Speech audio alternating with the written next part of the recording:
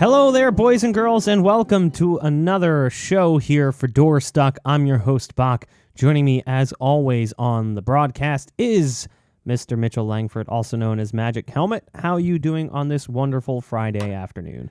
You know what? I'm glad it's almost the weekend. Not that anything's really going to change. We can't really go out yet here in Chicago, although we will be able to do that soon. But you know what? I'm just glad to be back. Mike had beaten me in the Global Challenge, Caster Challenge in the past. And you know what? He subbed in for me last week, and I didn't know if I was going to have a job this week. So I'm glad that you brought me back. It's great to be here. But yeah, no, I'm looking forward to the topic today and this weekend.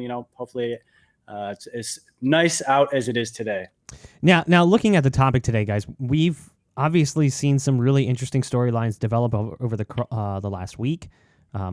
There's obviously the ongoing issue with Astralis and whatever's happening with the roster. We did talk about that last week, though, so didn't want to rehash issues we already spoke about regarding burnout and the amount of effort it takes to stay at the top. But instead, wanted to actually talk about something that's a little bit interesting because it hasn't been something that's been a problem for a while, even though at the same point in time it was.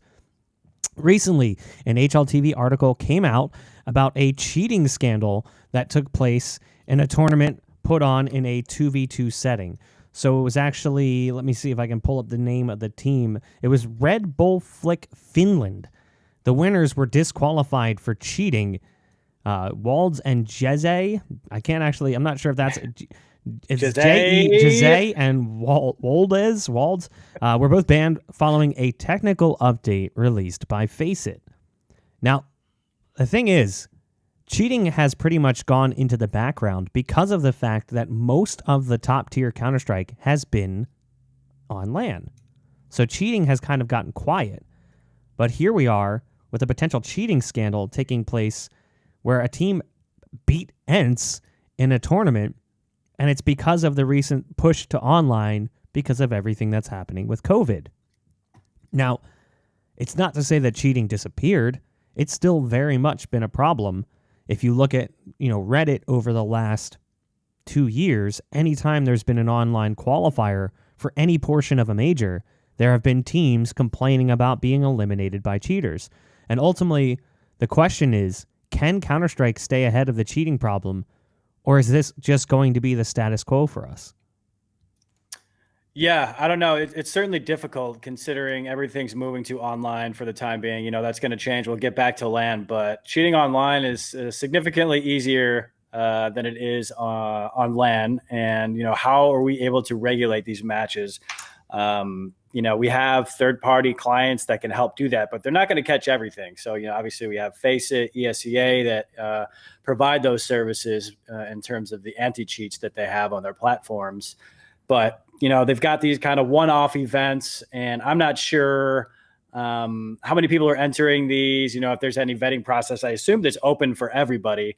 But, if you just get these random people nobody's heard of, what do they have to lose if they get an alt account banned? And I know one of the topics that we're going to be talking today is whether manual bans are something that should be looked into, because for a long time, people try to stay away from manual bans as much as possible and just let the software do the work for everybody, because there's kind of a gray area when there's a person behind the screen seeing the people cheat, and you can't definitively say it in most situations. So I haven't seen a video of what it looked like when these players were cheating. I assume it was blatant because everybody's able to call this out, but do we do the manual bans or just stick to the software?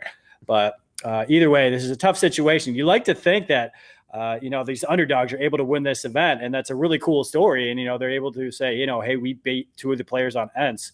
But in this situation, it seems to be clear that these guys were cheating. Yeah, I'll actually pull up the clip here on stream so you guys can see it. It's pretty obvious when watching the clip, even just watching it back here on my side, seeing how they're pre-aiming corners and just kind of a very jittery movement in general, where it seems clear that they're tracking movement through walls or trying to trace user movement that wouldn't make sense to logically trace with a rifle. The one thing I wish... I have the commentary on. You can hear it a little bit here in the video clip. It's in Finnish, so I don't know what they're saying, but I kind of wonder, were the casters saying anything about it? Because it's pretty rough. It's pretty sketchy. To be fair, you and I have been on the other side where we've been casting stuff, and you might see something like this and you might think like, oh, this is, this looks sketchy, this looks weird, but not to bring it up on broadcast. Yeah, absolutely not. But when it goes along a broadcast for this long, at some point does somebody say something? I mean, I casted Cool, also known as Mainstream. Cool was an infamous cheater that played with a team known as Sinister.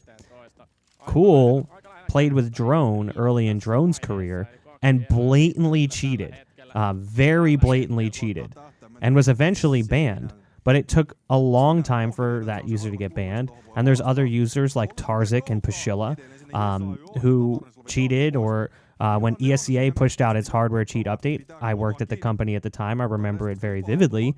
There were a few players who were caught retroactively. So you had players like Grande, who was banned for cheating, and you had players like Ralph and that whole team of Scotch Tape who was playing at an advanced level that were cheating. So the question is, should live or manual bans come back when it's that obvious? For a long time, that's all we had. Prior to CSGO, we didn't have real anti-cheat. You just had manual bans. Yeah, manual bans are tough because, there's going to be some situations where it looks like people are cheating and they're really not. I mean, think about me playing CSGO over my career. I played probably 15,000 hours worth of the game. And, how many rounds does that add up to, and different situations that I'm in? There's going to be situations just because I've played so much where it might look like I cheat. But I can tell you right now, I'm a bot. I am not a cheater. But there's going to be matches throughout, that time where it might look like I cheat in some situations. So manual bans are certainly tough, but there's a lot of just different aspects that you can take into consideration. It doesn't just have to be a visual check. You can look back in their history. Have they been banned on ESCA or on Faceit before? And you just try to take as many different parts that could potentially tell a story and then make a definitive decision. But still, if the software isn't picking it up, it's still a tough decision regardless, because you don't want to ban somebody that isn't cheating, especially in a situation like this where, they're probably really happy. Like, we just beat Alu and Gimpy. Like, that's a big moment for them if they weren't cheating. And if it just gets ruined because they happen to look like they're cheating, that's tough. But yeah, it's a tough decision to make. I know there's a lot of people that are going to be able to identify cheaters better than others. Since you and I have been playing CS for a long time, I've been watching for a long time, we probably have a better understanding when it looks like somebody's cheating, when people are cheating. But either way, it's certainly a tough decision. Well, I go back to, what was it, ESL 1 Cologne 2014, I believe, that you had, it might have been 2015, you had a then DAT team, DAT. I don't know if you remember DAT team. DAT team was playing in the qualifier stages against, I don't remember I think it was ESC. It was a Swedish team featuring the likes of Emilio and Delpan and MaigcHelmet. And that team took them all 3 maps and beat them, and they immediately started calling them cheaters afterwards because it was a group of unknown CIS players. People didn't know any of these guys. You had players like, I believe Flamey was playing in that, and maybe Electronic. I'd have to go back. I don't think that he was actually on that team at that point in time. A bunch of people passed through that team at any given point. Let's go back. You had Flamey was definitely on that roster. You also had World Edit. You had Markelov play with them for a short period of time. Simple was on the roster at one point in time. Ubic, Adren. There was a bunch of players that came from the CIS region that passed through the DAT team roster. But ultimately, they were saying, I don't know who you are. You're a no-namer onliner, and we're way better than you, or we should be on paper based on our previous experience. These guys must be cheating. And it became a whole big scandal. CSGO Lounge withheld the bets on that game because they weren't sure if they were actually, in fact, cheating. They ended up realizing that they weren't. There were people finding accounts with Flamey's name on it that were banned for cheating, but there was no way to tie them back to the original user. So And that happens almost every single time, by the way. Anytime that there's a game like that where it's someone's accused of cheating, they'll dig up some old Steam account that has their name and their picture or links back to their social media, but you don't know when that information was added. Someone who was a salty bettor could have You made just that change their profile. profile. Exactly. And Yeah. in an effort to try to get somebody to overturn the bets or to return the cash or whatever the case may be. But Yeah, I think go ahead. Go ahead. I was just going to say, I mean, it's healthy to be skeptics in that situation. If you're a professional player, I don't think there are very few people that would have a better understanding if they're playing against a cheater or not. But at the same time, there's pride that kind of might get in their way on making an unbiased decision. We just got stopped by a bunch of no-namers. Some people, the first thing they might say is, these guys are cheating without actually going back and watching the VOD of the event from the other player's perspective. Yeah. Not to say that they did it in that situation, but they're best in the world. These people can't be beating us without cheating. But there might be a situation where you got an up and comer. Coldzera was probably dumping on everybody on his climb to the top before anybody knew who he was, and he probably got called cheater all the time. So it's an odd situation there. But either way, I think it's healthy to be skeptical in that situation, just to kind of vet it. Ironically, Coldzera had never won a LAN before coming to the U.S. to play with LGSK. He had never won a Brazilian LAN. Yeah, he'd only ever gotten second place. I remember talking to them about it when they first signed him, and they said even though that he was really good, he was always on the second place team. They just couldn't pick up the wins. But you look at that roster, that team roster really stands out. I mean, Flamey is now potentially one of the best players in the CIS region, playing for Na'Vi. And you look at the other team, and a lot of those guys fell off. Delpan pretty much disappeared. Same with MaigcHelmet for a little while. He's had resurgences, but it's never really been the same. Emilio got VAC banned shortly thereafter, which is obviously the ultimate irony, because he got VAC banned live in a broadcast casted by Anders and Semler for cheating. And you look at the professional scene and the cheating bans that have been dropped over the years. Obviously, the most infamous one is Kaylee being banned. But people have long since accused other people of cheating on the come up, cheating on the rise. And whether or not that's true, this is the counterpoint to manual bans. If those guys weren't cheating, their careers could have been derailed by someone who just assumed they were and banned them. Look at a player like Sabrosa, or look at a player even like Mitch, who was playing for a little while for Selfless and had his chances with other teams as well. I remember when Mitch played his first Pro League game against Cloud9, he dumped on them. And even I watching that game on Cash, I remember I was casting it. I'm watching that game and I'm going, who is this guy? I've watched him play before. This is better than I've ever seen him play. I guarantee you people are going to say he's cheating. People called out Kusta at one point in time. I remember when he played against the old LG roster, which was the American roster, which was Lex and company. And Kusta dropped like 41 kills on a Dust 2 game, because if you saw his setup beforehand, you would have never understood how he could possibly play at it. It was this tiny little desk with a 60 hertz monitor, barely enough room for a mouse pad. And he got upgraded to a full-size desk with a 144 hertz monitor. And in his first game, he drops 41 kills, because all of a sudden it's like the handcuffs are broken, the shackles are gone, and he's free, and he can just do what he wanted to do the whole time. He wasn't held back. So ultimately, you can look at those examples, and if you believed that manual banning was a proper procedure, all of those players' careers could have been killed. Flamey, you could have had no Kusta, you could have had no Sabrosa, you could have had no Mitch, you could have had no probably Simple at one point in time. Actually, Simple was banned for cheating. Yeah. So you could have potentially said, nope, Simple's done, his career's over. And that is the other side of this question as well. So whether or not you believe in manual banning is one thing, but should cheaters be banned permanently? Should cheating be an offense that results in a permanent disbarring from competing in Counter-Strike? That's a tough one, man, to come up with a definitive answer. I don't know. No, I don't think it should be permanent ban. 2 or 3 years, I think, is enough. But maybe if you're over 18, that, that could be an extra criteria that you throw in over there, because, there's young kids that are, interested to figure out what the cheats are like. People are cheating against them. They want to get back at them to make a poor decision. And, they're banned for life for a game that they potentially love and could have made a career out of. But if you're over 18, I feel like you probably should have the right decision-making processes in place to not cheat. So, you could throw in that filter there where, you're banned for 2 or 3 years if you're under 18. Above that, you're banned for either a longer period of time or permanently, maybe 5 years. But yeah, that's always a tough topic. And then what do you do now when you look at other titles that don't have anti-cheat, or the anti-cheat isn't as efficient? Like we're in a predominantly online competition-based world right now. We don't have offline events.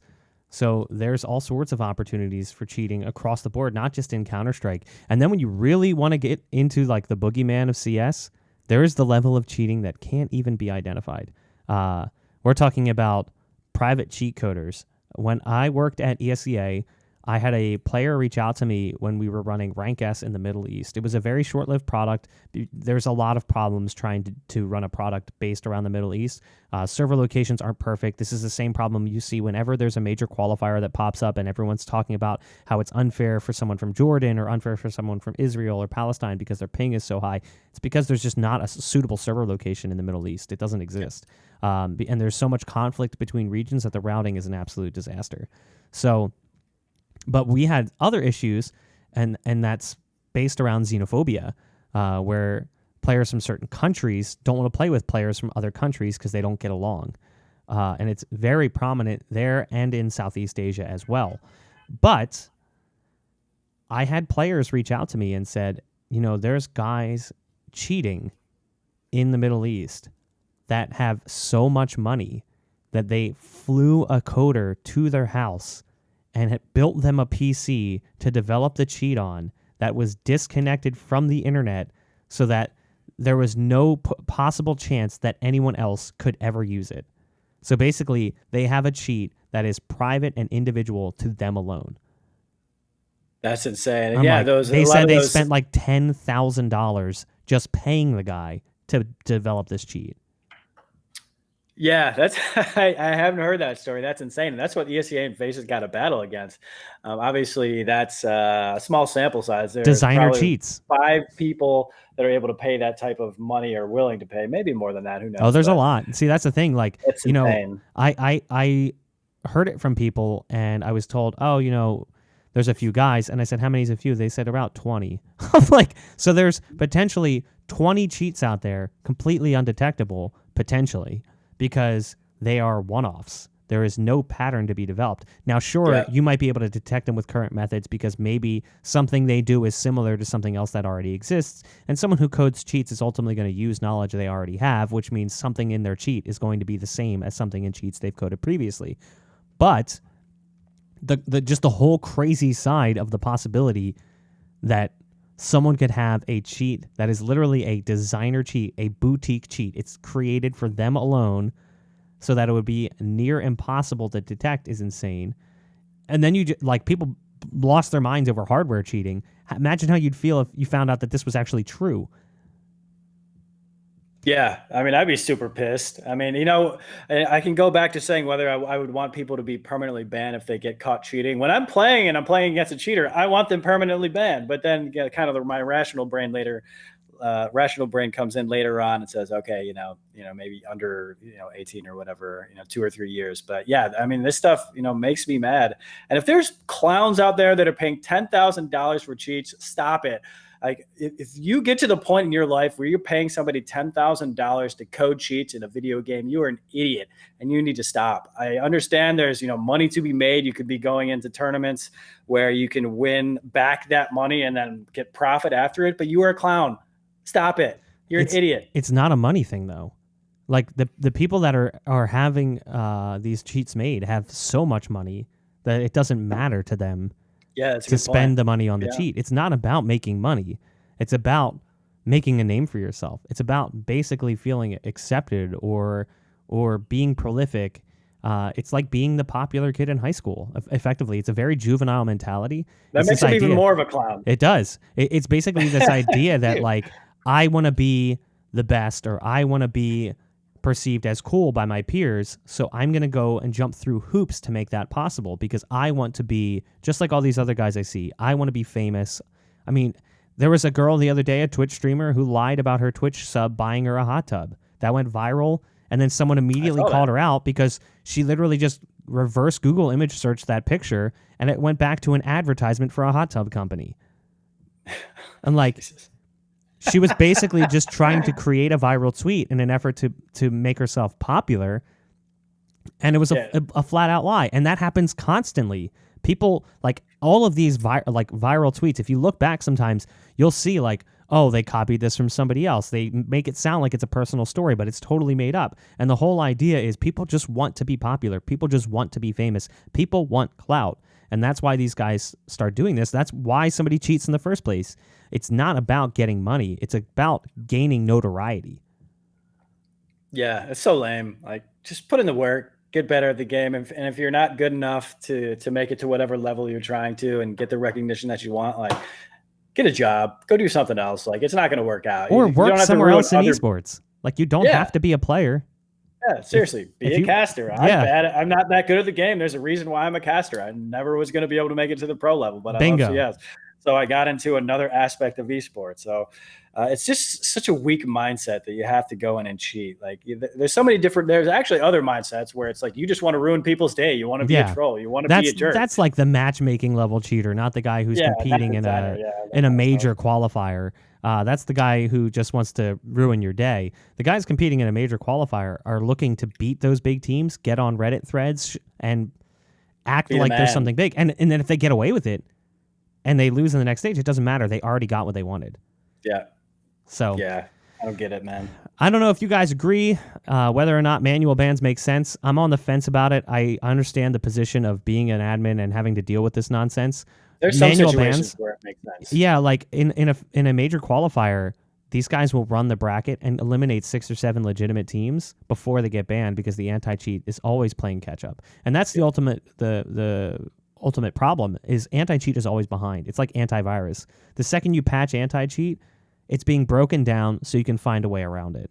And then you have to patch it again. You're always playing catch up, and that's the nature of the world we live in with anti-cheat, which is why people make a stand for manual ban cheats, because you're never going to stay on top of it. And then you also have to worry about these guys who have unlimited bankroll to spend money on cheats you'll never be able to detect. I don't know. It's kind of an interesting territory, but that is going to wrap things up for us here on the show. Mitch, thank you as always for joining me. Guys, if you like what we do here, make sure you follow us on Twitch, YouTube, Facebook, Twitter, Instagram. You can find us everywhere. It's NERDST Gamers on all of those. Door Stuck goes live every Friday at noon, and you can catch the VOD on YouTube after the fact. We hope you guys enjoyed your time here, and we hope to see you next time. Take care.